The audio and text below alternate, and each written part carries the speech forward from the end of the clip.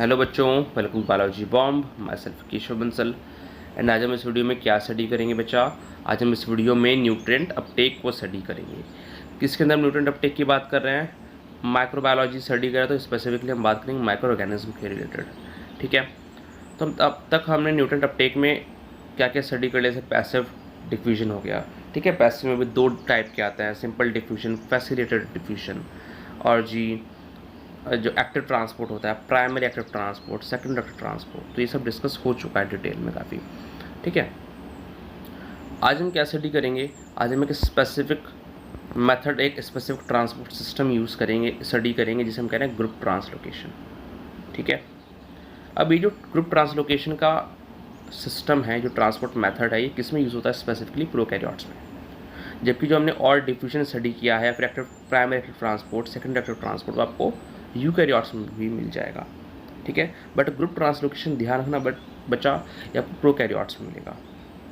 ठीक है, तो यहाँ पर हम प्रोकैरियोट्स में कौन से दो मॉडल ऑर्गेनिज्म लेंगे जो यूजुअली लेते हैं? ई कोलाई, ठीक है, और साथ में साल्मोनेला। क्लियर? बिकॉज ये जो ट्रांसपोर्ट सिस्टम है अभी हम स्टडी भी करेंगे, तो ये थोड़ा थोड़ा जो ऑर्गेनिज्म टू ऑर्गेनिज्म वेरी करता है। क्लियर? तो हमें कोई ना कोई एक मॉडल ऑर्गेनिज्म लेना पड़ेगा ताकि हम उसका स्पेसिफिक ट्रांसपोर्ट सिस्टम स्टडी कर सकें। क्लियर? तो जो ग्रुप ट्रांसलोकेशन है, किस टाइप का ट्रांसपोर्ट सिस्टम है? ये एक्टिव ट्रांसपोर्ट सिस्टम है। ठीक है, बहुत डिटेल में हम नहीं जाएंगे बिकॉज मैंने जैसे अभी थोड़ी देर पहले भी बताया आपको कि ऑलरेडी डिस्कस हो चुका है टॉपिक, जो एक्टिव ट्रांसपोर्ट है। ठीक है, तो एक्टिव ट्रांसपोर्ट अगर आप डिटेल में स्टडी करना तो प्लेलिस्ट चेक कर लेना। क्लियर? जो एक्टिव ट्रांसपोर्ट है उसके हम शॉर्ट में बात कर लेते हैं यहाँ पे कि एक्टिव ट्रांसपोर्ट ऐसा ट्रांसपोर्ट सिस्टम है जिसमें against the concentration gradient transport हो रहा है, यानी कोई substance from low concentration to high concentration जो है ट्रांसपोर्ट किया जा रहा है, और इसके अंदर एनर्जी का खर्चा आएगा। अब वो एनर्जी डायरेक्टली भी यूज़ हो सकती है एटीपी की फॉर्म में, या फिर किसी दूसरे ग्रेडिएंट की हेल्प ली जा सकती है जो हमने ओरिजिनली जो हमने ओरिजिनली प्राइमरी एक्टिव ट्रांसपोर्ट के थ्रू सेट किया हो। ठीक है, तो वो आ जाएगा सेकेंड एक्टिव ट्रांसपोर्ट में। क्लियर? तो जो ग्रुप ट्रांसलोकेशन है वो एक टाइप का एक्टिव ट्रांसपोर्ट है, यानी इसके अंदर एनर्जी का खर्चा आएगा। अब देखेंगे वो हम किस तरीके से आएगा। ठीक है, कौन क्या एटीपी यूज़ होता है, फिर कौन सा मॉलिक्यूल यूज़ होता है इसके अंदर, वो चीज़ को हम देखेंगे थोड़ी देर के अंदर। क्लियर? फिर एक बात क्या आती है कि ये जो एक्टिव ट्रांसपोर्ट से और कैसे डिफर करता है। ठीक है, एक तो बात है प्रोकैरियोट्स के अंदर होगा एक्टिव ट्रांसपोर्ट है। ठीक है, इसके अंदर एक चीज़ क्या हो रही है बच्चा, इसके अंदर जो मॉलिक्यूल हम ट्रांसपोर्ट करवा रहे हैं उसका हम क्या कर रहे हैं? मॉडिफिकेशन करा रहे हैं, केमिकल मॉडिफिकेशन। ठीक है, यानी उसके स्ट्रक्चर के साथ हम छेड़छाड़ कर रहे हैं। ठीक है, उसमें कुछ हम ऐड कर रहे हैं फॉर एग्जांपल। क्लियर? ये हम एक्टिव ट्रांसपोर्ट में नहीं करते। ठीक है, बट ग्रुप ट्रांसलोकेशन के प्रोसेस में हम केमिकल मॉडिफिकेशन करते हैं उस मॉलिक्यूल का जिसे हम ट्रांसपोर्ट कराना है। ठीक है, अब हम जब हमें और डिटेल में स्टडी करना होगा तो हमें कोई ना कोई एक स्पेसिफिक ट्रांसपोर्ट सिस्टम यूज़ करना होगा। ठीक है, सब मॉडल लेना होगा। तो हम यहाँ पर कौन सा यूज़ करेंगे? हम यहाँ पर यूज़ करेंगे पीईपी, यानी phosphoenol pyruvate sugar phosphotransferase system, PTS. ठीक है, फॉस्फोट्रांसफरेज सिस्टम। तो फॉस्फोइनोल पायरुवेट यानी पीईपी शुगर फॉस्फोट्रांसफरेज सिस्टम। ठीक है, तो इससे हमें पता चल गया कि यहाँ पे जो मॉलिक्यूल ट्रांसपोर्ट हो रहा है वो कौन है? वो शुगर है। ठीक है, अब हमने कहा ये एक टाइप का एक्टिव ट्रांसपोर्ट है। ठीक है, एक टाइप का क्या है बच्चा? एक्टिव ट्रांसपोर्ट है, और इसमें क्या कर केमिकल मॉडिफिकेशन कर रहे हैं। ठीक है, तो एक्टिव ट्रांसपोर्ट है तो मतलब क्या होगा कि एनर्जी खर्चा होगा। तो एनर्जी जो है, जो ट्रांसपोर्ट में हम एनर्जी खर्च कर रहे हैं वो किस फॉर्म में खर्च कर रहे हैं? कौन खर्च कर रहा है? क्या एटीपी हाइड्रोलिसिस हो रहा है? नहीं, यहाँ पर क्या हो रहा है, ये जो पीईपी प्रेजेंट है फॉस्फोइनोल पायरुवेट, वो क्या करेगा? वो इस ट्रांसपोर्ट रिएक्शन को एनर्जाइज करेगा, बिकॉज ये फॉस्फेट ग्रुप जो है डोनेट करेगा। ठीक है, और जब ये फॉस्फेट ग्रुप डोनेट कर रहा है ये खुद तो कन्वर्ट हो गया किस में? पायरुवेट में। और जो शुगर बाहर से आ रही थी उस शुगर को उसने क्या कर दिया? केमिकली मॉडिफाई कर दिया। कैसे? फॉस्फेट ग्रुप ट्रांसफ़र करके।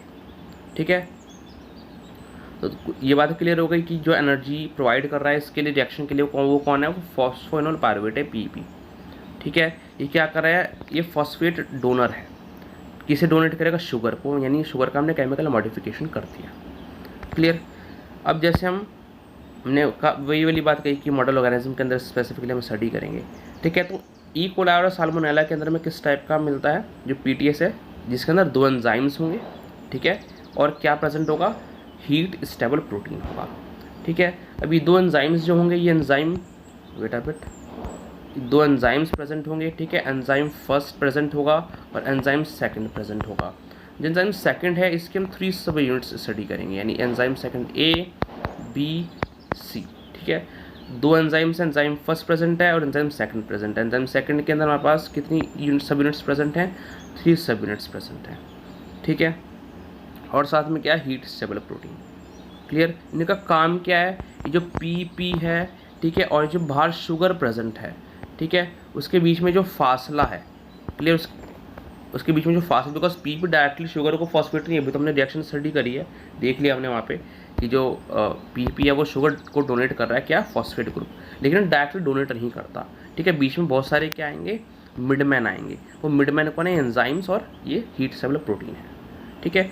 तो वो हम अभी थोड़ी देर के अंदर देखेंगे कौन किसको ट्रांसपोर्ट करा और अल्टीमेटली ये फॉस्फेट यहाँ से निकल के ये तो कन्वर्ट हो गया पायरुवेट में, और ये फॉस्फेट किस में पहुँच गया?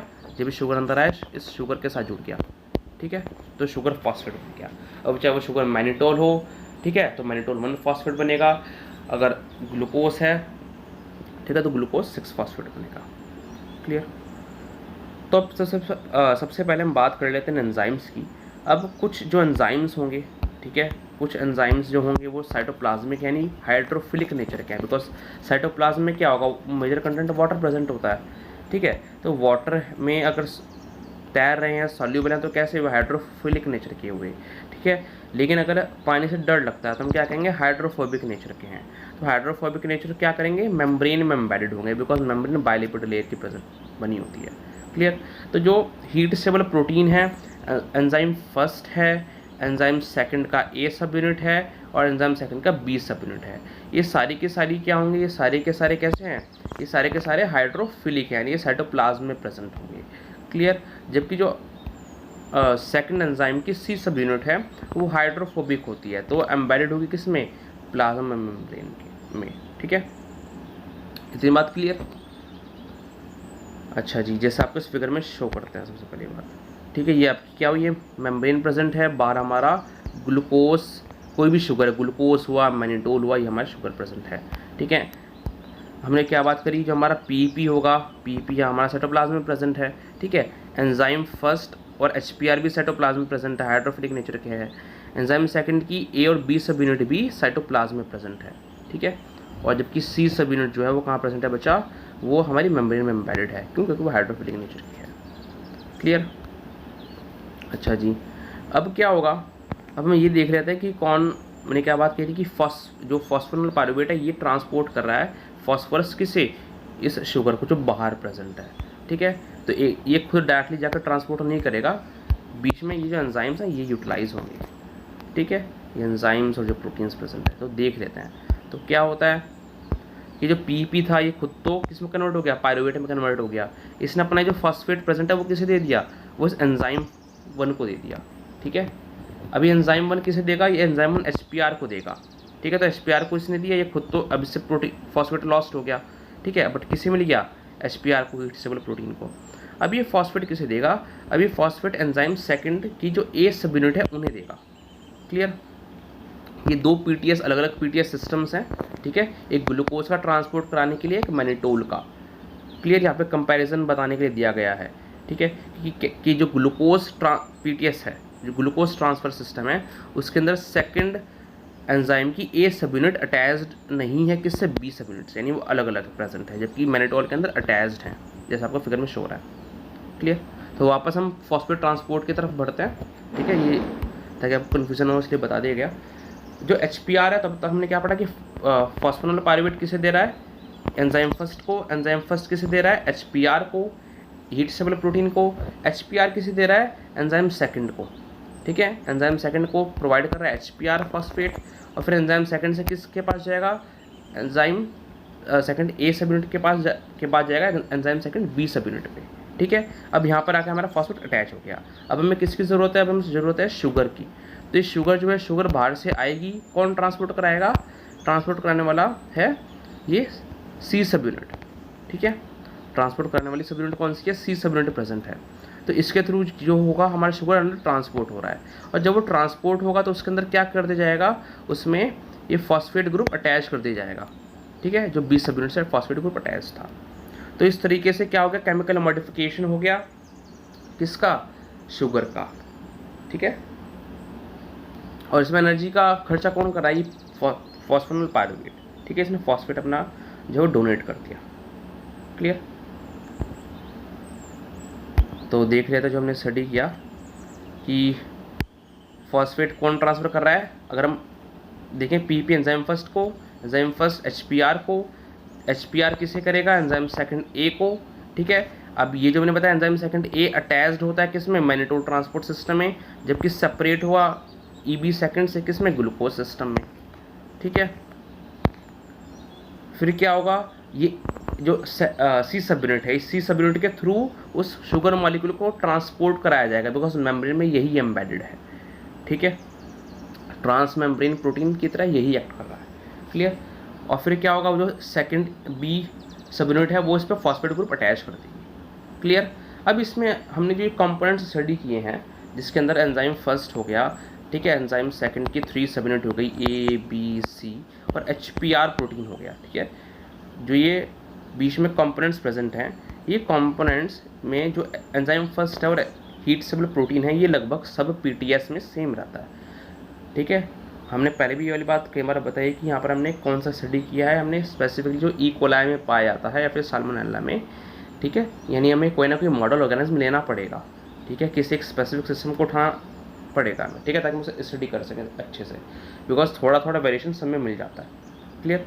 तो यहाँ पर यही बताया गया कि जो एंजाइम फर्स्ट है और एचपीआर है, ये लगभग सब पीटीएस में फॉस्फेट ट्रांसफर सिस्टम में कॉमन रहता है, जबकि थोड़ा थोड़ा वेरिएशन आपको इसमें देखने को मिलेगा एंजाइम सेकंड में, जैसे कि हमने अभी देखा, ठीक है, कि मैनिटोल वाले केस के अंदर ये अटैच्ड था सेकंड सब यूनिट बी से, जबकि ग्लूकोज के केस में नहीं थी, ठीक है।